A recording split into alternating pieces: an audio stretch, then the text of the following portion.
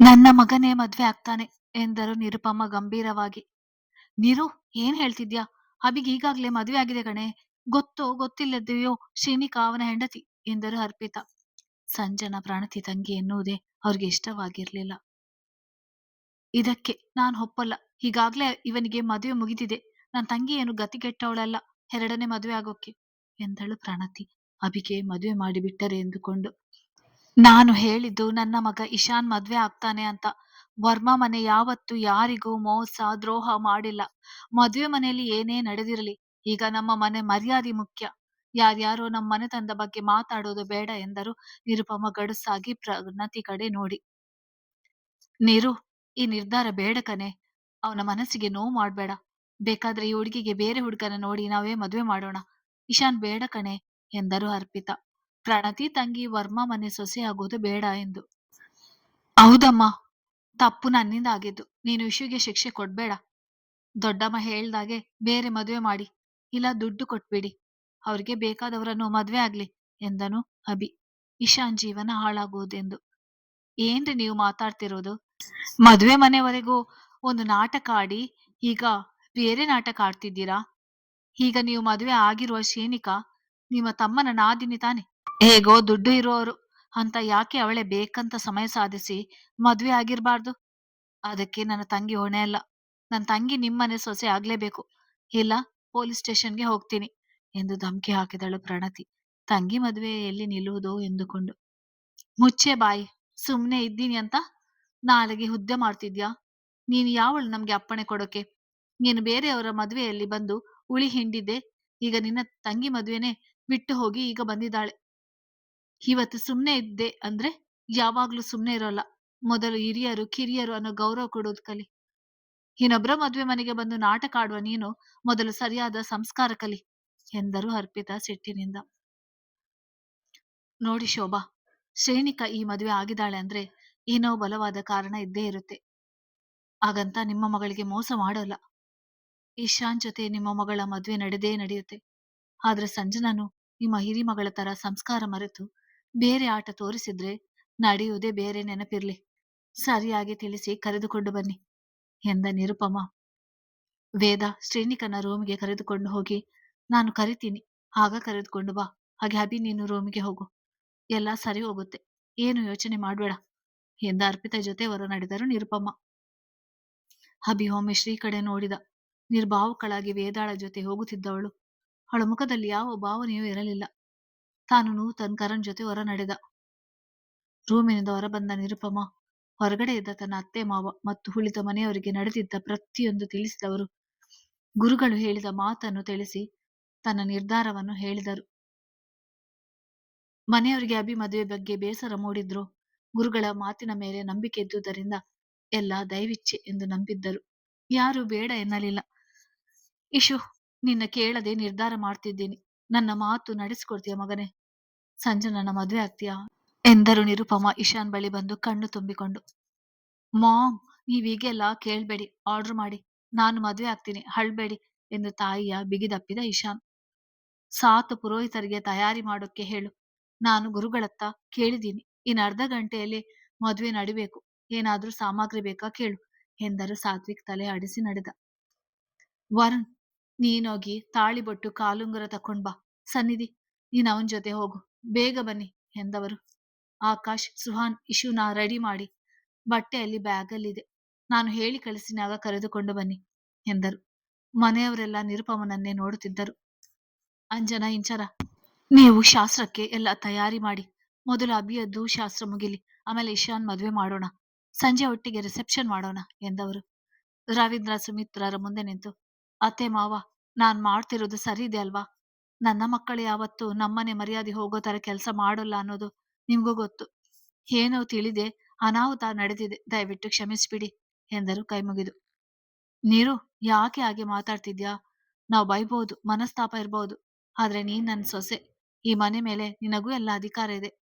ಇಷ್ಟೊತ್ತು ನಾವು ನಿಮ್ಗೆ ಮಾತಾಡೋಕೆ ಬಿಟ್ಟಿದ್ದು ನಿಮ್ಗೂ ಈ ಮನೆ ನಿಭಾಯಿಸುವ ಹಕ್ಕು ಅಧಿಕಾರ ಇದೆ ಅಂತಾನೆ ಕಣೆ. ಯೋಚನೆ ಮಾಡ್ಬೇಡ, ಎಲ್ಲ ಒಳ್ಳೇದಾಗುತ್ತೆ. ಮುಂದೆ ಆಗುವ ಕೆಲಸ ನೋಡು ಎಂದರು ಸುಮಿತ್ರ. ಮಗಳ ಮೇಲೆ ಆಸೆ ಬಿಟ್ಟರೆ ಅವರು ಒಳ್ಳೆಯವರೇ. ಅತ್ತಿಗೆ, ಏನ್ ಮಾಡ್ತಿದ್ದೀರಾ? ನಾನು ಮೊದ್ಲೇ ಹೇಳ್ದೆ, ಈ ಬಿಕಾರಿಗಳ ಸಾಹಸ ಬೇಡ ಅಂತ. ಅಭಿನ ಅವಳು ಯಾರೋ ಮದ್ವೆ ಆಗ್ತಾಳೆ ಅಂದ್ರಿ.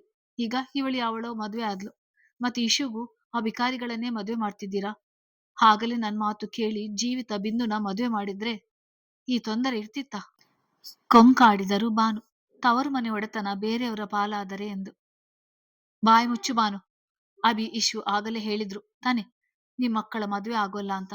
ಈಗ ಅಭಿನೇ ಮದ್ವೆ ಆಗಿರೋದು ಇಂಚರ ತಂಗಿನೇ. ಹಾಗಂತ ಈ ಹುಡುಗಿಗೆ ಅನ್ಯಾಯ ಆಗೋದು ಬೇಡ. ನಿರುಪಮ ಹೇಳುದ್ರಲ್ಲಿ ಯಾವುದೇ ತಪ್ಪಿಲ್ಲ. ನೀನ್ ಏನು ಮಾತಾಡದೆ ಸುಮ್ನೆ ಇದ್ದು ಬಿಡು ಎಂದರು ರಮೇಶ್ ಗದರುವಂತೆ. ನನ್ನ ಮಾತಿಗೆ ಬೆಲೆನೇ ಇಲ್ಲ. ಇಲ್ಲಿ ಏನಾದ್ರೂ ಮಾಡ್ಕೊಳ್ಳಿ ಎಂದು ಸುಮ್ಮನೆ ಕುಳಿತರು. ಕಲ್ಯಾಣಿ ಸಮರ್ಥ್ ಯಾರಿಗೂ ಅಲ್ಲಿ ಮಾತಾಡುವ ಅಧಿಕಾರ ಇಲ್ಲವಾದುದರಿಂದ ಸುಮ್ಮನಿದ್ದರು. ಆದ್ರೆ ತನ್ನ ಹೆಂಡತಿ ಅವಂತರ ಸ್ವತಃ ಸಮರ್ಥನಿಗೂ ತಿಳಿದಿರಲಿಲ್ಲ. ಆದ್ರೆ ತಾಯಿ ಮಗ ಇಬ್ಬರಿಗೂ ಅಭಿಗೆ ಜೀವಿತ್ನ ಮದುವೆ ಮಾಡಿಕೊಳ್ಳಲಿಲ್ಲ ಎಂಬ ಅಸಮಾಧಾನವಿತ್ತು. ಇಂಚನ ರೂಮಿನಲ್ಲಿ ಆಗಲೇ ತನ್ನ ಅರ್ಭಟ ಶುರು ಮಾಡಿದ್ದರು. ಶ್ರೀಧರ್ ಮೊದಲೇ ಮಕ್ಕಳೆಂದರೆ ತಾತ್ಸಾರ ಅವರಿಗೆ. ಎಲ್ಲಾ ಸಿಟ್ಟನ್ನು ರೂಪರ ಮೇಲೆ ತೋರಿಸ್ತಿದ್ದರು. ಏನೆಸ್ಸು, ಗೊತ್ತಾಯ್ತಾ ನಿನ್ನ ಮಗಳು ಮಾಡಿರುವ ಗನಂದಾರಿ ಕೆಲಸ? ಅಕ್ಕನ ಮನೆ ಮದುವೆಗೆ ಹೋಗು ಅಂದ್ರೆ ಮದುವೆ ಹುಡುಗನನ್ನೇ ಬುಟ್ಟಿಗೆ ಹಾಕಿಕೊಂಡಳು. ಥು, ಆ ದರಿದ್ರಗಳು ಹುಟ್ಟದೇ ಇದ್ರೆ ಚೆನ್ನಾಗೇ ಇತ್ತು ಎಂದರು ಕೋಪದಲ್ಲಿ ಉಸುಕುಟ್ಟುತ್ತ. ರೂಪಾರು ಸುಮ್ಮನೆ ಅಳುತ್ತಿದ್ದರು. ಅಳ್ಬೇಡ ಕನೆ, ಹತ್ತು ಹತ್ತು ನನ್ ಮನೆನೇ ಹಾಳು ಮಾಡ್ದೆ. ನಿನ್ನಂತೋಳ ಮದ್ವೆ ಆದ್ನಲ್ಲ, ನನ್ನ ಕರ್ಮ. ನಡಿ ಮೊದಲು. ಆ ಮು ಹೇಗಾದ್ರೂ ಸಾಯ್ಲಿ ಎಂದರು ರೂಪಾರ ಮೇಲೆ ಕಿಡಿಕಾರಿ. ನಾನ್ ಬರೋಲ್ಲ. ಅವಳ ಮಾತಾಡಿಸಿ ಆಮೇಲೆ ಹೋಗೋಣ. ನನ್ನ ಮಗಳು ಆ ತರದವಳಲ್ಲ ಎಂದರು ರೂಪ. ಗಂಡನ ಕೋಪ ಹೊಸದಲ್ಲ. ಮಗಳು ಮಾತು ಮೀರಿದಾಳೆ, ಯಾರಿಗೆ ಹೇಳುವರು? ಏನೇ ಸು, ಇಲ್ಲಿ ಇನ್ನು ದೊಂಬರಾಟ ನೋಡ್ಬೇಕಾ? ನಡಿ ಮನೆಗೆ, ತುಂಡು ತುಂಡಾಗಿ ಕತ್ತರಿಸಿ ಹಾಕ್ತೀನಿ ಎನ್ನುತ್ತಾ ರೂಪಾರ ಮುಡಿ ಹಿಡಿದು ಕಪಾಲಕ್ಕೆ ಹೊಡೆದರು. ಅಪ್ಪ, ಏನ್ ಮಾಡ್ತಿದ್ಯಾ? ನೀನೇನು ಮನುಷ್ಯನೋ ರಾಕ್ಷಸನೋ? ಥು, ನಿಂಗೇನು ಬಂದಿರೋದು? ನಮ್ಮಮ್ಮನ ಮುಟ್ಟಿದ್ರೆ ಸುಮ್ನೆ ಇರಲ್ಲ ಎಂದಳು ಇಂಚರ. ಅಪ್ಪ ಅಮ್ಮನ ಗಲಾಟೆ ಕೇಳಿ ಬಂದವಳಿಗೆ ಕೋಪ ನೆತ್ತಿಗೇರಿತು. ಇನ್ನೇನು ಆರತಿ ಮಾಡ್ಲಾ? ಸರಿಯಾಗಿ ಮಕ್ಕಳಿಗೆ ಬುದ್ಧಿ ಕಲಿಸ್ಲಿಲ್ಲ. ಒಬ್ಬಳು ಪ್ರೀತಿ ಪ್ರೇಮ ಅಂತ ಹೋದ್ಲು, ಇನ್ನೊಬ್ಬಳು ಯಾರದೋ ಮದ್ವೆಯಲ್ಲಿ ಇವಳೇ ಮದ್ವೆ ಆದ್ಲು ಎಂದರು ಕೋಪದಿಂದ. ಸ್ವಲ್ಪ ತೆಪ್ಪಾಗಿರು. ನಿನ್ನ ಹಾರಾಟ ನನ್ನ ಹತ್ರ ತೋರಿಸ್ಬೇಡ. ನೀನು ಸರಿ ಇದ್ದಿದ್ರೆ ನಮ್ಮನೆ ಯಾಕೆ ಹೀಗೆ ಆಗೋದು? ಇದು ನಿನ್ನ ಮನೆ ಅಲ್ಲ, ವರ್ಮ ಮನೆ. ಸ್ವಲ್ಪ ಸರಿಯಾಗಿರು. ನನ್ನ ಗಂಡ ಪೊಲೀಸ್ ಅನ್ನೋದು ನೆನಪಿರ್ಲಿ ಎಂದಳು ಸಿಡಿದೆದ್ದು. ಏನೇ, ಪೊಲೀಸ್ ಆದ್ರೆ ಏನ್ ಮಾಡ್ತಾನೆ ನನ್ನ? ಆಗಲೇ ಗಂಡನ ಮನೆಯವರ ಮೇಲೆ ಆಸೆ ಬಂದಿದೆ. ನಾನು ಯಾವನಿಗೂ ಹೆದರಲ್ಲ ಎಂದರು ಮೊಂಡನಂತೆ. ನಿನ್ನ ಯಾವನು ಹೆದರು ಅಂದಿದ್ದು? ನಾನೇ ಕಂಪ್ಲೇಂಟ್ ಕೊಟ್ಟು ನಿನ್ನ ಒಳಗೆ ಹಾಕಿಸ್ತೀನಿ. ಆಗಲಾದ್ರೂ ಅಮ್ಮ ನೆಮ್ಮದಿಯಾಗಿ ಇರ್ತಾರೆ. ನೀನು ಮುಚ್ಕೊಂಡು ತೆಪ್ಪಾಗಿದ್ರೆ ಸರಿ ಎಂದಳು ಇಂಚು. ಅವಳಿಗೂ ಸಾಕಾಗಿತ್ತು. ಶ್ರೀಯಿಂದ ಮೊದಲೇ ಕೋಪದಲ್ಲಿದ್ದವಳಿಗೆ ಶ್ರೀಧರ್ ನಡೆ ಹೆಚ್ಚು ಕೋಪ ತರಿಸಿತು. ಕೇಸ್ ಎಂದ್ಮೇಲೆ ತುಸು ಮೆತ್ತಗಾದ ಶ್ರೀಧರ್. ಶ್ರೀ ನಂಬಿ ತಾಯಿ ಬಿಟ್ಟು ಗಂಡನ ಮನೆಗೆ ಬಂದಿದ್ದ ಇಂಚುಗೆ ಈಗ ತಂದೆಯಿಂದ ತನ್ನ ತಾಯಿಗೆ ಹಿಂಸೆ ಎಂದು ಕೊರಗುತ್ತಿದ್ದಳು. ತನ್ನ ತಂದೆಯ ಕೋಪವೆಲ್ಲ ಈಗ ಶ್ರೀಯ ಮೇಲೆ ತಿರುಗಿತು. ವೇದ ಎಷ್ಟು ಒತ್ತಾಯ ಮಾಡಿದರೂ ಶ್ರೀನಿಕಾ ಬಾಯಿ ಬಿಡ್ಲಿಲ್ಲ. ಅವಳ ಉದ್ದೇಶ ಕೇವಲ ಸಂಜನ ಜೀವನ ಸರಿಯಾಗಬೇಕಾಗಿತ್ತು. ಶೋಭಾರ ಚಿಂತೆ ದೂರ ಮಾಡ್ಬೇಕೆಂದುಕೊಂಡವಳು ಹೊರತು ತನ್ನ ತಾಯಿಯ ನೋವನ್ನು ಮರೆತಿದ್ದಳು. ಹಿತಾಬಿ ಕೋಪದಲ್ಲಿ ಕುದಿಯುತ್ತಿದ್ದ. ತಾನೇ ಒಂದು ಯೋಜನೆ ರೂಪಿಸಿದ್ದರೆ ಇಲ್ಲಿ ಎಲ್ಲ ಉಲ್ಟಾ ಆಗಿತ್ತು. ಅವನ ಕಿವಿಯಲ್ಲಿ ಪ್ರಣತಿ ಹೇಳಿದಂತೆ ಶ್ರೀನಿಕಾ ದುಡ್ಡಿಗಾಗಿ ಮದುವೆ ಆದಳು ಎಂಬುದೇ ತಲೆಯಲ್ಲಿ ಕೊರೆಯುತ್ತಿತ್ತು. ನೂತನ್ ಕರಣ್ಗೂ ಶ್ರೀನಿಕಾ ಮೇಲೆ ಕೋಪ ಬರುತ್ತಿತ್ತು. ಮದುವೆ ಮನೆಯಲ್ಲಿ ಮರ್ಯಾದೆ ತೆಗೆದಳು ಎಂದು. ಇತ್ತ ಸಂಜನಾ ರೂಮಿನಲ್ಲಿದ್ದ ಶೋಭಾರ ಕೋಪ ಗಡಿ ದಾಟಿತ್ತು. ಮಕ್ಕಳ ತಪ್ಪು ಇಟ್ಟುಕೊಂಡು ಶ್ರೀನಿಕಳ ತಪ್ಪಿಸ್ತೆ ಮಾಡಿ ತಿಳಿಸಲಿಲ್ಲ. ಅವರಿಗೆ ಸುರೇಶರ ಬಳಿ ನಡೆದಿದ್ದೆಲ್ಲವನ್ನು ಹೇಳಿದರು. ಆದ್ರೆ ಶ್ರೀನಿಕನ ತಾನು ಒಪ್ಪಿಸಿ ಮದುವೆ ಮಾಡಿದಂತ ಮಾತ್ರ ಹೇಳಲಿಲ್ಲ. ಸಮಸ್ಯೆ ದೊಡ್ಡದಾದರೆ ಎಂದುಕೊಂಡು.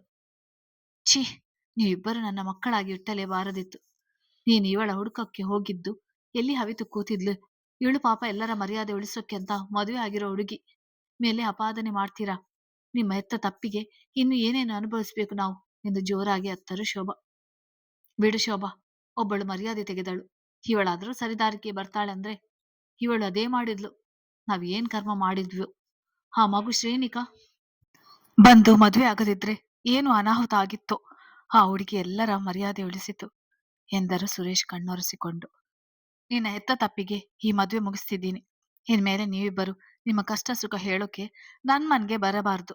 ಗಂಡನ್ ಜೊತೆ ಬಂದು 2 ದಿನ ಇದ್ದು ಹೋಗ್ಬೋದು ಅಷ್ಟೇ. ಬೇರೆ ಯಾವ ಕಾರಣ ಇಟ್ಕೊಂಡು ನಮ್ಮ ನೋಡಕ್ಕೆ ಬರಬೇಡಿ. ಬಾ ಶೋಭಾ ಎಂದು ಹೆಂಡತಿ ಜೊತೆ ಹೊರನಡೆದರು ಸುರೇಶ್. ಸಂಜನ ಪ್ರಣತಿಗೆ ತಂದೆ ಮಾತು ಕೇಳಿ ನೋವಾಯ್ತು. ಅಕ್ಕ, ನಾನ್ ಹೇಳಿಲ್ವಾ ರಿಸ್ಕ್ ಬೇಡ ಅಂತ. ಸುಮ್ಮನೆ ಮದ್ವೆ ಆಗ್ಬೇಕಿತ್ತು ಕಣೆ. ನನ್ನಿಂದ ಅಪ್ಪಂಗೂ ಕೆಟ್ಟ ಹೆಸರು ಎಂದಳು ಸಂಜು ಬೇಸರದಿಂದ. ಪ್ರಣತಿಗೂ ಬೇಜಾರಾಗಿತ್ತು. ಆದರೂ ಈಗ ಎಲ್ಲ ನಾವು ಅಂದ್ಕೊಂಡಾಗೆ ಆಗಿದೆ ಸಂಜು. ಆ ಶ್ರೀನಿಕಾ ಮೇಲೆ ಗೂಬೆ ಕುರಿಸಿದ್ರೆ ಆಯ್ತು ಬಾ. ನಿನ್ನ ಯಾರು ಹೊಣೆ ಮಾಡೋಲ್ಲ. ನೀನೇನು ತಲೆ ಕೆಡಿಸ್ಕೊಳ್ಬೇಡ. ಅಪ್ಪ ಅಮ್ಮ ಸ್ವಲ್ಪ ದಿನ ಆದ್ಮೇಲೆ ಸರಿ ಹೋಗ್ತಾರೆ ಎಂದು ಸಮಾಧಾನಿಸಿದಳು. ಮದ್ವೆ ಮುಂಚೆ ಅಭಿ ಮದ್ವೆ ನಿಲ್ಲಿಸಲು ಪ್ಲಾನ್ ಮಾಡಿದ್ದ ಪ್ರಣತಿ ಬೆಳಿಗ್ಗೆ ಗೌರಿ ಪೂಜೆ ಮುಗಿದ ನಂತರ ಪಾರ್ಲರ್ ಹುಡುಗಿನ ಆಚೆ ಕಳಿಸಿ ತಯಾರಾಗಿದ್ದ ಸಂಜನನ್ನ ಹೊರ ಕರೆದುಕೊಂಡು ಹೋಗಿ ಊಟದ ಹಾಲ್ನಲ್ಲಿದ್ದ ರೂಮಿನಲ್ಲಿ ಇರಿಸಿದ್ದಳು. ಮದುವೆ ನಿಂತ ಮೇಲೆ ಅಭಿಗೆ ಅವಮಾನ ಮಾಡಿ ನಂತರ ಸಂಜನೆಗೆ ಬರಲು ಹೇಳುವುದಾಗಿ ತಿಳಿಸಿದ್ದಳು. ಆದ್ರೆ ಇಲ್ಲಿ ಯಾವುದೇ ಅಡೆತಡೆ ಇಲ್ಲದೆ ಶ್ರೀ ಜೊತೆ ಮದುವೆ ನಡೆದದ್ದು ನೋಡಿ ಸಂಜುಗೆ ಫೋನ್ ಮಾಡಿ ಮಂಟಪಕ್ಕೆ ಬರಲು ಹೇಳಿದ್ದಳು. ಗಾಬರಿಯಲ್ಲಿ ಎಲ್ಲ ಕಡೆ ಹುಡುಕಿದ ಶೋಭಾ ಶ್ರೀನಿಕಾ ಊಟದ ಹಾಲ್ ಕಡೆ ಬರಲಿಲ್ಲ. ಮನೆಯವರಿಗೆ ತಿಳಿಸಿದ್ರೆ ಸಂಜನ ಸಿಗುತ್ತಿದ್ದಳು. ಆದ್ರೆ ಆ ಪ್ರಯತ್ನ ಮಾಡಿಲ್ಲ ಶ್ರೀ ಮತ್ತು ಶೋಭಾ. ಬಹುತೇಕ ಬಂಧುಗಳು ಮದುವೆಯಿಂದ ವಾಪಸ್ ಆಗಿದ್ದರು. ರಾತ್ರಿ ರಿಸೆಪ್ಷನ್ ಇದ್ದುದರಿಂದ ಕೆಲವರಷ್ಟೇ ಇದ್ದರು. ಶಾಸ್ತ್ರಕ್ಕೆ ಸಮಯವಾಗುತ್ತಿದೆ ಎಂದು ಪುರೋಹಿತರು ಕರೆದಾಗ ಹೋದರೆಲ್ಲರೂ. ಮೊದಲು ಶ್ರೀ ಅಭಿಮನ್ಯು ಜೊತೆ ಕೂರಿಸಿ ಕನ್ಯಾದಾನ ಮಾಡಿಸಿದರು. ಶ್ರೀಧರ್ ಕೋಪದಲ್ಲೇ ಬುಸುಗುಡುತ್ತಲೇ ಮಾಡಿದರು. ರೂಪಾರ ಅಳು ಮಾತ್ರ ನಿಂತಿರಲಿಲ್ಲ. ಸಪ್ತಪದಿ ತುಳಿಸಿ ಅರುಂಧತಿ ನಕ್ಷತ್ರ ತೋರಿಸಿದವರು. ಅಭಿಯ ಮುಖ ಮಾತ್ರ ಪ್ರಶಾಂತವಾಗಿತ್ತು. ನಂತರ ಇಶಾನ್ಗೆ ಸಂಜನ ಜೊತೆ ಮದುವೆ ನೆರವೇರಿತು. ಇಶಾನ್ ಮುಖ ಗಂಭೀರವಾಗಿತ್ತು. ಪ್ರತಿಯೊಬ್ಬರನ್ನು ಸೂಕ್ಷ್ಮವಾಗಿ ಗಮನಿಸುತ್ತಿದ್ದವನ ಪ್ರತಿ ಶಾಸ್ತ್ರದಲ್ಲೂ ಸಂಜನ ಯಾವುದೇ ಬೇಸರ ಇಲ್ಲದೆ ಆರಾಮವಾಗಿ ಇದ್ದದ್ದು ಅವನಿಗೆ ಅನುಮಾನ ಹುಟ್ಟಿಸಿತು. ಜೊತೆಗೆ ಪ್ರಣತಿಯ ಮುಖದ ನಗು ಏನೋ ಗೆದ್ದ ಸಂತಸದಂತಿತ್ತು. ಮೊದಲು ಸ್ವಲ್ಪ ವಿಷಯ ತಿಳಿದ ಅತಿಥಿಗಳಿಗೆ ಈಗ ಪೂರ್ತಿ ವಿಷಯ ಕಾಡ್ಗಿಚ್ಚಿನಂತೆ ಹಬ್ಬಿತ್ತು. ಮದುವೆ ಹುಡುಗಿ ಕಾಣೆಯಾಗಿದ್ದಳು ಎಂದು ಸಂಬಂಧಿಕ ಹುಡುಗಿ ಜೊತೆ ಮದುವೆ ಮಾಡಿದ್ದಾರೆ. ಆಮೇಲೆ ಮದುವೆ ಹುಡುಗಿ ಬಂದಿದ್ದಾಳೆ. ಅದಕ್ಕೆ ಈಗ ಮದುಮಗನ ತಮ್ಮನ ಜೊತೆ ಮದುವೆ ಮಾಡ್ತಿದ್ದಾರೆ. ಗುಸುಗುಸು ನಡೆಯಿತು. ಅವರ ಮಾತುಗಳಿಗೆ ಕಿವಿ ಬಿದ್ದರೂ ತಿಳಿದಂತಿದ್ದರು ಎಲ್ಲರೂ. ಅಭಿ ಮಾತ್ರ ಮೇಲೆ ಶಾಂತವಾಗಿ ನಿಂತಿದ್ದರು. ಒಳಗೊಳಗೆ ಉರಿಯುತ್ತಿದ್ದ ಶ್ರೀನಿಕಾ ಮಾತ್ರ ತನ್ನ ಗೆಳತಿಯ ಮದುವೆ ಕಣ್ತುಂಬಿಕೊಂಡಳು. ಮದುವೆ ಮುಗಿದು ಸಂಬಂಧಿಕರೆಲ್ಲ ಮನೆಗೆ ವಾಪಸ್ ಆಗಿದ್ದರು. ಯಾರಿಗೂ ಮನಸ್ಸಿಲ್ಲದ ಕಾರಣ ಸೇರಿದಷ್ಟು ಊಟ ಮುಗಿಸಿ 2 ಜೋಡಿಗಳನ್ನು ಹೊರಡಿಸಿದರು. ಮನೆ ತುಂಬಿಕೊಳ್ಳುವ ಶಾಸ್ತ್ರ ಇದ್ದುದರಿಂದ ಅರ್ಪಿತಾ ನಿರುಪಮ ಮೀನಾ ದಂಪತಿಗಳ ಜೊತೆ ರವೀಂದ್ರ ಸುಮಿತ್ರಾ ಪ್ರಜ್ಞಾ ದಂಪತಿ ಮೊದಲೇ ಮನೆ ತಲುಪಿದ್ದರು. ಕರಣ್ ಸಾತ್ವಿಕ್ ರಾತ್ರಿ ನಡೆಯುವ ರಿಸೆಪ್ಷನ್ಗೆ ತಯಾರಿಗೆ ಹೋಗಿದ್ದರು. ವೇದಾ ಮನೆಗೆ ವಾಪಸ್ ಆಗಿದ್ದಳು. ಹೆಣ್ಣು ಒಪ್ಪಿಸುವ ಶಾಸ್ತ್ರದಲ್ಲಿ ಶೋಭಾ ಸುರೇಶ್ ಸಂಜನಾಗೆ ಸಾಕಷ್ಟು ಬುದ್ಧಿ ಹೇಳಿದರು. ಇಶಾನ್ ಬಳಿ ಕ್ಷಮೆಯಾಚಿಸಿ ಮಗಳನ್ನು ನೋಡಿಕೊಳ್ಳಲು ತಿಳಿಸಿದರು. ಅವನು ಭರವಸೆ ನೀಡಿದ್ದ. ಪ್ರಣತಿಯನ್ನು ಮಾತ್ರ ಇಬ್ಬರು ಮಾತನಾಡಿಸಲಿಲ್ಲ. ಇದ್ದ ಕೆಲವು ಗಂಟೆಗಳಲ್ಲಿ ಸುರೇಶರಿಗೆ ಅವಳು ಹಿಂದೆ ಸಮರ್ಥ್ ಮದುವೆಯಲ್ಲಿ ಮಾಡಿದ್ದ ಅವಾಂತರಗಳೆಲ್ಲ ವರ್ಮಾ ಮನೆಯವರಿಗೆ ಎಂದು ತಿಳಿದಿತ್ತು. ಹಾಗಾಗಿ ಅವಳ ವಿಷಯವನ್ನೇ ಬಿಟ್ಟರು. ಇತ್ತ ಶ್ರೇಣಿಕನ ಯಾರೂ ಮಾತನಾಡಿಸಲಿಲ್ಲ. ಹಿಂಚರಿಗೆ ಹತಾಶೆಯೋ ಕೋಪವೋ ಅವಳು ವರ್ಮಾ ಮನೆ ಸೊಸೆಯಷ್ಟೇ ಆಗಿದ್ದಳು. ಶ್ರೀಧರ್ ಅಂತೂ ಒಬ್ಬಳೆ ಸಿಕ್ಕರೆ ಕೊಲ್ಲಲು ಹಿಂದೆ ಬೀಳುವವರಲ್ಲ. ರೂಪ ಮಾತ್ರ ಮಗಳು ಮಾಡಿದ ತಪ್ಪಿಗೆ ಶಿಕ್ಷೆ ಕೊಡಬೇಕು, ಒಳ್ಳೆ ಮನೆ ಸೇರಿದಳು ಎಂದು ಖುಷಿ ಪಡಬೇಕೋ ತಿಳಿಯದಾಗಿದ್ದರು. ಶ್ರೀಧರ್ ರೂಪರ ಆಶೀರ್ವಾದ ಪಡೆಯಲು ಬಗ್ಗಿದಾಗ ಹಿಂದೆ ಸರಿದರು ಇಬ್ಬರು. ಅಮ್ಮ, ನನ್ನ ಕ್ಷಮಿಸ್ಬಿಡಮ್ಮ. ನನ್ನ ಬಗ್ಗೆ ನಿಂಗೆ ನಂಬಿಕೆ ಇಲ್ವೇನಮ್ಮ? ಬೇಕಾದ್ರೆ 2 ಏಟು ಹೊಡಿ, ಆದ್ರೆ ಈ ರೀತಿ ಅಳ್ಬೇಡ ಎಂದಳು ಶ್ರೀನಿಕಾ. ಇಷ್ಟು ಹೊತ್ತು ಗೆಳತಿಯ ಜೀವನ ಸರಿ ಮಾಡಿದೆ ಎಂದು ಖುಷಿಯಲ್ಲಿದ್ದವಳಿಗೆ ಈಗ ತಾಯಿಯ ಕಣ್ಣೀರು ನೋಡಿ ನೋವಾಯ್ತು. ಅಳದೆ ಇನ್ನೇನೇ ಮಾಡ್ಲಿ? ನೀನು ಮಾಡಿರುವ ಕೆಲಸಕ್ಕೆ ಇನ್ನೊಬ್ರು ಮದುವೆಗೆ ಬಂದು ನೀನು ಮಂಟಪದ ಮೇಲೆ ಕೂರುವಾಗ ನಾನು ಅಳ್ತೀನಿ ಅಂತ ಗೊತ್ತಿರ್ಲಿಲ್ವಾ? ಅಷ್ಟು ಜನರ ಮುಂದೆ ಮುಖ ಮುಚ್ಚಿಕೊಂಡು ತಾಳಿ ಕಟ್ಟಿಸ್ಕೊಂಡಿಯಲ್ಲ, ಆಗ ನಾನ್ ನೆನಪಾಗ್ಲಿಲ್ವಾ? ಬಂದಿರುವ ಜನಗಳೆಲ್ಲ ನಮ್ಮನೆ ಬಗ್ಗೆ ತಲೆಗೊಂದು ಮಾತನಾಡುವಾಗ ನಾನ್ ನೆನಪಾಗಿರ್ಲಿಲ್ವಾ? ಇಷ್ಟು ಹೊತ್ತು ಏನೂ ಕಾಣದಿರುವಳ ತರ ಇದ್ದು ಈಗ ಬಂದಿದ್ಯಾ ನನ್ನ ಅಳ್ಬೇಡ ಅನ್ನೋಕೆ ಎಂದರು ರೂಪ. ಮಕ್ಕಳ ಬಗ್ಗೆ ಗರ್ವ ಪಡುತ್ತಿದ್ದವರಿಗೆ ಮಗಳ ಮದುವೆ ಹೊಡೆತ ಕೊಟ್ಟಿತ್ತು. ಅಮ್ಮ, ನಾನ್ ಮಾಡಿದ್ದ ತಪ್ಪು ಅಂತ ಗೊತ್ತಿದೆ. ನೀನ್ ಈ ತರ ಮಾತನಾಡ್ಬೇಡ, ನೋವಾಗುತ್ತೆ. ನಮ್ಗೆ ನಿಮ್ಮ ಬಿಟ್ಟು ಯಾರಿದ್ದಾರೆ? ನಾನು ಬೇಕು ಅಂತ ಹೀಗೆ ಮಾಡ್ಲಿಲ್ಲಮ್ಮ. ಅದು ಅದು ಎಂದಳು ತಡವರಿಸುತ್ತ. ಏನೇ ಅದು ಅದು ಹೇಳು, ಅದೇನು ಅಂತ? ನಿಮ್ಮ ಅಕ್ಕ ಒಬ್ಬನ ಪ್ರೀತಿ ಹೆಸರಲ್ಲಿ ಯಾಮಾರಿಸಿ ಮದ್ವೆ ಆದ್ಲು. ನೀನು ನೇರ ವರ್ಮ ಮನೆ ಆಸ್ತಿಗೆ ಯಜಮಾನಿ ಆಗೋಕ್ಕೆ ಹೋಗಿದ್ಯಾ? ಶಾಬಾಷ್ ಬಿಡು. ನಿನ್ನಂಥ ಮಿಡಲ್ ಕ್ಲಾಸ್ ಜನರ ಹತ್ರ ಇದಕ್ಕಿಂತ ಇನ್ನೇನು ಬಯಸಕ್ಕೆ ಸಾಧ್ಯ? ದುಡ್ಡಿಗಾಗಿ ಸಾಯ್ತಾ ಇರುವ ಮುದುಕನನ್ನೇ ಮದುವೆ ಆಗುವ ಕಾಲ ಇದು. ಇನ್ನು ನೀನು ಕದ್ದು ಮದುವೆ ಆಗಿದ್ದು ಏನು ಹೊಸದಲ್ಲ ಎಂದು ಹುಟುಗಿದರು ಭಾನುಮತಿ. ನೋಡಿ ಆಂಟಿ, ತಪ್ಪು ಮಾಡಿರುವುದು ಅವಳು. ನೀವು ಮನೆಯವರನ್ನೆಲ್ಲ ಯಾಕೆ ಬೈಯೋದು? ಅದಕ್ಕೂ ನಮಗೂ ಏನು ಸಂಬಂಧ ಎಂದು ಕೋಪ ತಡೆದು ಕೇಳಿದಳು ಇಂಚರ. ಯಾಕಮ್ಮ ಇಂಚರ, ಅವಳು ನಿನ್ನ ತಂಗಿ. ಅಕ್ಕನ ಮನೆ ಮದುವೆಗೆ ಬರುವ ನೆಪದಲ್ಲಿ ಭಾವನ ಅಣ್ಣನೇ ಮದುವೆಯಾಗಿ ಹಿರಿ ಸೊಸೆ ಆಗಿಬಿಟ್ಲು. ಮೆಚ್ಚಬೇಕು ಇವಳನ್ನ. ಮಕ್ಕಳ ಎತ್ತರೆ ಸಾಲದು, ನೆಟ್ಟಗೆ ಬುದ್ಧಿ ಕಲಿಸ್ಬೇಕು. ಇಲ್ಲದಿದ್ರೆ ಹೀಗೆ ಮಳ್ಳಿ ತರ ಇದ್ದು ಶ್ರೀಮಂತರ ಮನೆ ಮರ್ಯಾದೆ ತೆಗಿತಾರೆ. ನಾಚಿಕೆ ಇಲ್ಲದ ಜನ ಎಂದರು ಭಾನು ತನ್ನ ಕೈ ಹೊರಗೆ ಹಾಕಿ. ನೋಡೆ ನೋಡು, ಈ ಮರ್ಯಾದೆ ತಗೊಳ್ಳೋಕ್ಕೆ ನಾವು ಇಲ್ಲಿಗೆ ಬಂದಿದ್ದು. ನಿನ್ನಂತವಳಿಂದ ಏನೇನು ಕೇಳ್ಬೇಕು ನಾವು. ಛೀ, ನಿನ್ನ ಮುಖ ನೋಡಕ್ಕೂ ಅಸಹ್ಯ ಆಗುತ್ತೆ. ಶ್ರೀಮಂತ ಬೇಕು ಅಂದಿದ್ರೆ ನಾನೇ ನಿನ್ನ ಯಾವನಾದ್ರೂ ದುಡ್ಡಿರುವವನ ಹುಡುಕಿ ಮದುವೆ ಮಾಡ್ತಿದ್ದೆ. ಆದ್ರೆ ನೀನು ಎಂದರು ಶ್ರೀಧರ್ ಸಿಟ್ಟಿನಿಂದ. ನೋಡು ಶ್ರೇಣಿಕಾ, ಈ ಮಾತು ಕೇಳೋಕ್ಕೂ ನಾನು ಇಷ್ಟು ದಿನ ಹಂಜಿ ಹಳುಕಿ ನಿಮ್ಮನ್ನು ಸಾಕಿದ್ದ. ನಾನು ಕಷ್ಟಪಟ್ಟು ನಿಮ್ಮ ಖುಷಿಗಾಗಿ ಎಲ್ಲ ತ್ಯಾಗ ಮಾಡಿ ಬದುಕಿದ್ದು. ಏನೇ ಬಂದಿತ್ತು ನಿಂಗೆ? ನಾನು ಏನ್ ಆಗ್ಬಾರ್ದಂತ ಹೆದರಿ ಇಷ್ಟು ದಿನ ಜೀವನ ಮಾಡಿದ್ನೋ, ನೀನು ಅದನ್ನೆಲ್ಲ ಒಂದೇ ದಿನದಲ್ಲಿ ನಾಶ ಮಾಡ್ಬಿಟ್ಟೆ ಎಂದರು ರೂಪ. ಅಮ್ಮ, ನಾನೇನು ಮಾಡಿಲ್ಲಮ್ಮ, ಪ್ಲೀಸ್ ಅಮ್ಮ, ನನ್ನ ಕ್ಷಮಿಸಿ ಬಿಡು ಎಂದು ಕಾಲಿಗೆ ಬಿದ್ದಳು ಶ್ರೀ. ನೀನೀಗ ವರ್ಮ ಮನೆ ಸೊಸೆ, ನನ್ನಂತ ಬಡವಿ ಕಾಲು ಹಿಡಿಬಾರ್ದು. ಹೆತ್ತ ಮಕ್ಕಳಿಗೆ ಶಾಪ ಹಾಕೋಳಲ್ಲ ನಾನು. ಹೋಗು, ಸುಖವಾಗಿರು. ಈ ದರಿದ್ರ ತಾಯಿನ ನೋಡೋಕೆ ಯಾವತ್ತೂ ಬರ್ಬೇಡ. ನಂಗೆ ಇಂಚರ ಒಬ್ಬಳೆ ಮಗಳು ಎಂದು ಹೊರಟೆ ಹೋದರು ರೂಪ. ಶ್ರೀಧರರು ಅವರ ಹಿಂದೆ ನಡೆದರು. ಗಂಡ ಕುಡುಕ, ಬಡವ, ಮಕ್ಕಳು ಹೇಗೋ ಎಂದು ಸಂಬಂಧಿಕರು ನೆರೆಹೊರೆಯವರು ಆಡಿಕೊಂಡರು, ವ್ಯಂಗ್ಯ ಮಾಡಿದರು. ಮಕ್ಕಳಿಗಾಗಿ ಬದುಕು ನಡೆಸಿದ್ದ ರೂಪಾರ ಕನಸು ನುಚ್ಚು ನೂರು ಮಾಡಿದ್ದಳು ಶ್ರೀನಿಕಾ. ಆಡಿಕೊಳ್ಳುವವರಿಗೆ ದಾರಿ ಮಾಡಿಕೊಟ್ಟಿದ್ದಳು. ನೆಲದ ಮೇಲೆ ಕುಸಿದು ಕುಳಿತ ಶ್ರೀನಿಕಾ ಗೋಳು ಕೇಳಿ ಸಮಾಧಾನ ಮಾಡುವವರು ಯಾರೂ ಇರಲಿಲ್ಲ. ಅವಳ ಮನೆ ಜೊತೆಗೆ ವರ್ಮ ಮನೆಯ ಮರ್ಯಾದೆ ತೆಗೆದಿದ್ದಳು ಅವಳು. ಎಲ್ಲರಿಗೂ ಅವಳ ಮೇಲೆ ಕೋಪ ಇರದಿದ್ದರೂ ಬೇಸರ ಇತ್ತು. ಕೊನೆಗೆ ಅಂಜನ ಬಂದು, ಶ್ರೀ, ಈಗ ಅತ್ತರೆ ಪ್ರಯೋಜನವಿಲ್ಲ. ತಪ್ಪು ಮಾಡುವ ಮೊದಲೇ ಯೋಚಿಸ್ಬೇಕು. ಬಾ, ಎದ್ದೇಳು ಎಂದು ಎಬ್ಬಿಸಿ ಕಾರಿನಲ್ಲಿ ಕೂರಿಸಿದಳು. ಕಲ್ಯಾಣಿ, ಹರೀಶ್, ಸಮರ್ಥ, ಜೀವಿತ, ಪ್ರಣತಿ ರಾತ್ರಿ ಬರುವುದಾಗಿ ತಿಳಿಸಿ ಸಮರ್ಥ್ನ ಮನೆಗೆ ಹೋಗಿದ್ದರು. ಕಾರಿನಲ್ಲಿ ಶ್ರೀನಿಕಾ ಅಳುತ್ತಿದ್ದರು. ಅಭಿ ಅವಳ ಕಡೆ ನೋಡಲಿಲ್ಲ, ಸಮಾಧಾನ ಮಾಡಲಿಲ್ಲ. ಮನೆಯ ಮುಂದೆ ಕಾರು ನಿಂತರೂ ಶ್ರೀನಿಕಾ ಅಳು ನಿಂತಿರ್ಲಿಲ್ಲ. ಇತ ಸಂಜನ ಕಡೆ ಇಶಾನ್ ನಡೆ ನಿಗೂಢವಾಗಿತ್ತು. ಅವಳನ್ನು ಅನುಮಾನದ ದೃಷ್ಟಿಯಿಂದಲೇ ನೋಡುತ್ತಿದ್ದ. ಅಕ್ಕ ಇದ್ದಳು ಎಂದು ಆರಾಮವಾಗಿದ್ದ ಸಂಜುಗೆ ಈಗ ನಿಜಕ್ಕೂ ಭಯ ಶುರುವಾಗಿತ್ತು. ಮನೆಯ ಮುಂದೆ ಕಾರ್ ನಿಂತಾಗ ಕಾರಿನಿಂದ ಇಳಿದರು ಮದುಮಕ್ಕಳು. ಮೊದಲು ಅಭಿ ಶ್ರೀನಿಕಾಗೆ ಆರತಿ ಮಾಡಿ ಗಂಡು ಹೆಣ್ಣಿನ ಹೆಸರು ಹೇಳಲು ಒತ್ತಾಯಿಸಿದರು. ಅಭಿಗೆ ಹೆಂಡತಿ ಹೆಸರೇ ಗೊತ್ತಿರಲಿಲ್ಲ. ಅವನ ಪರದಾಟ ನೋಡಿ ಸಾತ್ವಿಕ್ ಅಭಿ ಕಿವಿಯಲ್ಲಿ ಹೆಸರು ಹೇಳಿದ. ಆಗ ಶ್ರೀನಿಕಾ ಎಂದನು ಅಭಿ. ಇತ್ತ ಶ್ರೀನಿಕಾ ಅಭಿ ಅಂದಳು ಮೆಲ್ಲಗೆ. ಪೂರ್ತಿ ಹೆಸರು ಹೇಳ್ಬೇಕು ಎಂದಾಗ ಗೊತ್ತಿಲ್ಲದೆ ಸುತ್ತ ನೋಡಿದಳು. ಅಂದರೆ ಇವಳಿಗೆ ನನ್ನ ಪೂರ್ತಿ ಹೆಸರು ಗೊತ್ತಿಲ್ಲ ಎಂದುಕೊಂಡ ಅಭಿ. ಶ್ರೀನಿಕಾ ಅಭಿಮನ್ಯು ವರ್ಮ ಎಂದವನು ದಾಪುಗಾಲು ಹಾಕುತ್ತಾ ತನ್ನ ರೂಮಿಗೆ ಹೋದ. ಇಶಾನ್ ಸಂಜನನನ್ನು ತಡೆದು ಹೆಸರು ಹೇಳಿಸಿ ಇಬ್ಬರು ಸೊಸೆಯಂದಿರ ಕೈಯಿಂದ ದೀಪ ಹಚ್ಚಿಸಿ ಸ್ವಲ್ಪ ರೆಸ್ಟ್ ಮಾಡಲು ಕಳಿಸಿದರು. ರಾತ್ರಿ ರಿಸೆಪ್ಷನ್ಗೆ ಎಲ್ಲರೂ ಹೊರಟಿದ್ದರು. ಕಲ್ಯಾಣಿ ಕುಟುಂಬವು ಬಂದಿತ್ತು. ಪಾರ್ಲರ್ ಹುಡುಗಿ ಬಂದು ಇಬ್ಬರು ಹೆಣ್ಣು ಮಕ್ಕಳ ರೆಡಿ ಮಾಡಿದ್ದರು.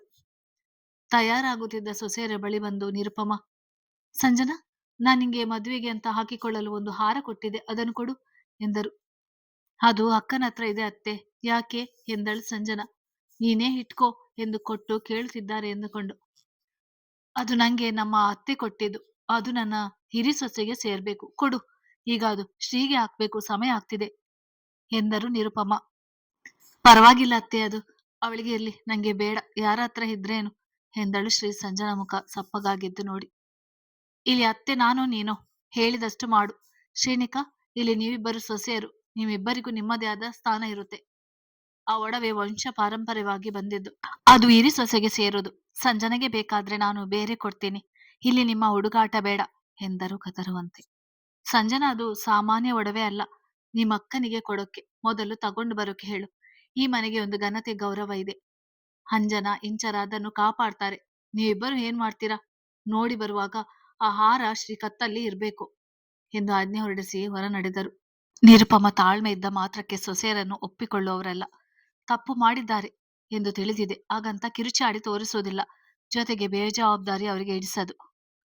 ರಿಸೆಪ್ಷನ್ ಹಾಲ್ ಲೈಟಿಂಗ್ಸ್ ನಲ್ಲಿ ಜಗಮಗಿಸುತ್ತಿತ್ತು.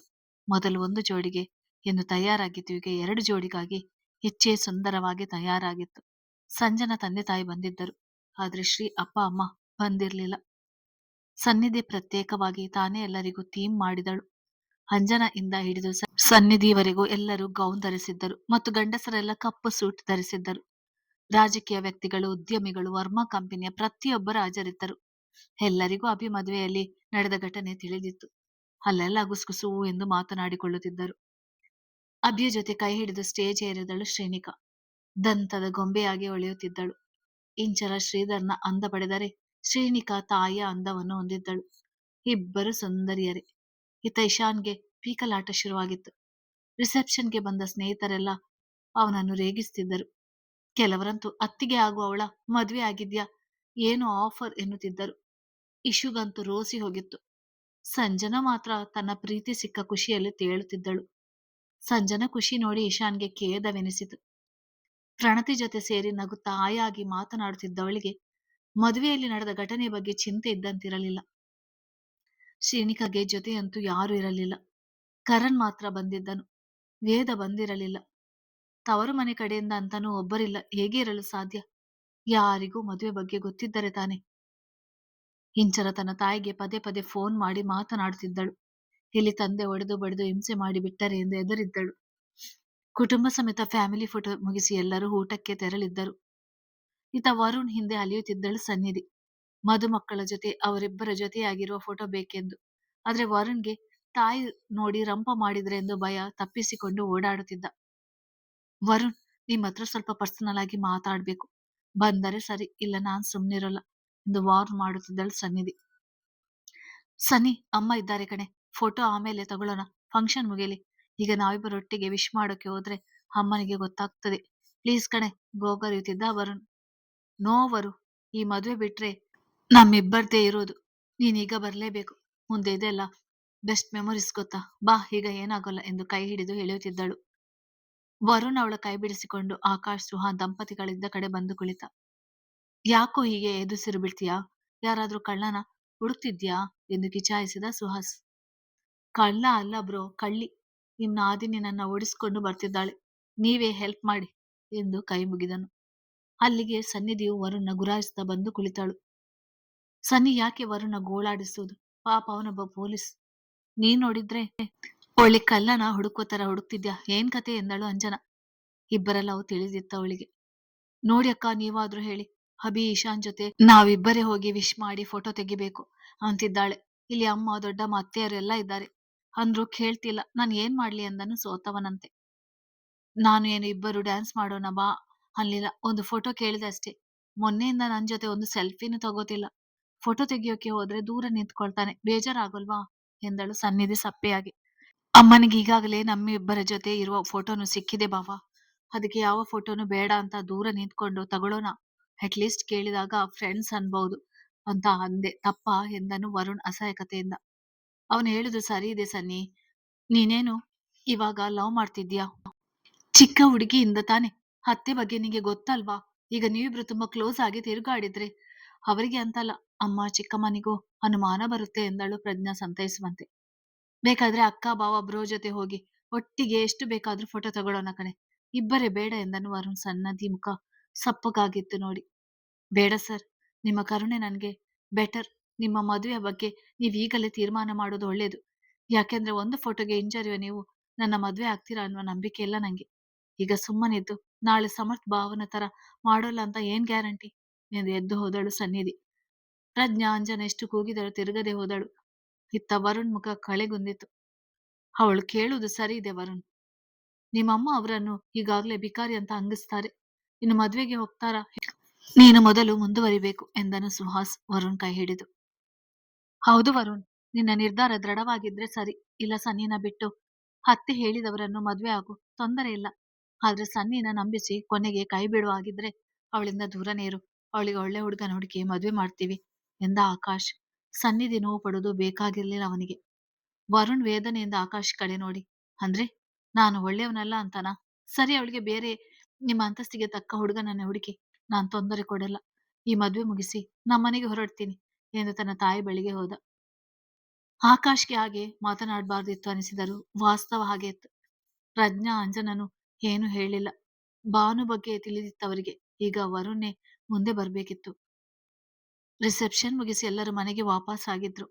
ಮೊದಲ ರಾತ್ರಿ ಶಾಸ್ತ್ರ ನಾಳೆಗೆ ಮುಂದೂಡಲಾಗಿತ್ತು. ಬೆಳಿಗ್ಗೆಯಿಂದ ನಡೆದ ಘಟನೆಗಳಿಂದ ಎಲ್ಲರೂ ಹೈರಾಣಾಗಿದ್ದರು. ಸ್ವಲ್ಪ ಎಲ್ಲರ ಮನಸ್ಸು ತಿಳಿಯಾಗ್ಲಿ ಎಂದು ಅಶೋಕರೇ ಬೇಡ ಎಂದಿದ್ದರು. ಅಭಿ ಜೊತೆ ನೂತನಿದ್ರೆ ಕರಣ್ ಮನೆಗೆ ಮರಳಿದ್ದ. ನಾಳೆಯಿಂದ ದಂಡಿ ಇರುವ ಕೆಲಸ ಮುಗಿಸಬೇಕಾಗಿತ್ತು ಮೂವರು. ಮದುವೆ ಮನೆಯಲ್ಲಿ ಓಡಾಟ ಮಾಡಿ ಸುಸ್ತಾಗಿದ್ದ ಕಾರಣ ಮನೆಯವರೆಲ್ಲ ರೆಸ್ಟ್ ಮಾಡಲು ಹೋದರು. ಸಂಜನಾ ಶ್ರೀನಿಕಾ ಸನ್ನಿಧಿ ಜೊತೆ ಉಳಿದಿದ್ದರು. ಸಂಜನಾ ಪ್ರೀತಿಸಿದವನ ಮದುವೆಯಾದೆ, ಇನ್ನು ಸುಖವೇ ಎಂದು ಹಿಗ್ಗುತ್ತಿದ್ದರೆ ಶ್ರೀನಿಕಾ ತನ್ನ ತಾಯಿ ಬಗ್ಗೆ ಚಿಂತಿಸುತ್ತಿದ್ದಳು. ಸನ್ನಿಧಿ ಈ ಪ್ರೀತಿ ಪ್ರೇಮ ಎಲ್ಲ ಸುಳ್ಳು ಎಂದು ಕೊರಗುತ್ತಿದ್ದಳು. ಇಂಚರೆಗೆ ಇಷ್ಟವಿಲ್ಲದಿದ್ದರೂ ಬಿಂದು ಜೀವಿತನ ಜೊತೆ ರೂಮ್ನಲ್ಲಿದ್ದಳು. ಬಿಂದು ಜೀವಿತ ಆರಾಮವಾಗಿ ಮಲಗಿದ್ರೆ ಇಂಚುಗೆ ತಂಗಿ ಮಾಡಿದ್ದು, ಭಾನುಮತಿ ಅವಮಾನ ಮಾಡಿದ್ದು, ಸಾತ್ವಿಕ್ ಒಮ್ಮೆ ಯಾವ ವಿಷಯ ಮಾತನಾಡದಿದ್ದದ್ದು ಅತೀವ ನೋವು ಕೊಟ್ಟಿತ್ತು. ಸಾತ್ವಿಕ್, ಇಶಾನ್, ವರುಣ್ ಒಟ್ಟಿಗೆ ಮಲಗಿದ್ದರು. ಸಾತ್ವಿಕ್ಗೆ ತೀರದ ಓಡಾಟ ಸುಸ್ತಾಗಿ ನಿದ್ದೆಗೆ ಜಾರಿದಾಗ ಇಶಾನ್ ಲಾಯರ್ ಬುದ್ಧಿ ಎಚ್ಚರವಾಗಿತ್ತು. ಮದುವೆ ದಿನ ನಡೆದಿದ್ದನ್ನೇ ಆಲೋಚಿಸುತ್ತಿದ್ದ. ವರುಣ್ಗೆ ಸನ್ನಿಧಿ ಯಾವಾಗಲೂ ಅವನ ತಪ್ಪು ತಿಳಿಯುವುದು ಕಂಡು ಬೇಸರವಾಗಿತ್ತು. ಒಬ್ಬೊಬ್ಬರು ಒಂದೊಂದು ಹತಾಶೆಯಲ್ಲಿ ಬಂದಿಯಾಗಿದ್ದರು. ಬೆಳಗಿನ ಸೂರ್ಯ ನಿರೀಕ್ಷೆ ಹುಸಿ ಮಾಡನು ಎಂಬ ನಂಬಿಕೆಯಿಂದ ಕತೆ ಮುಂದುವರಿಯುತ್ತದೆ.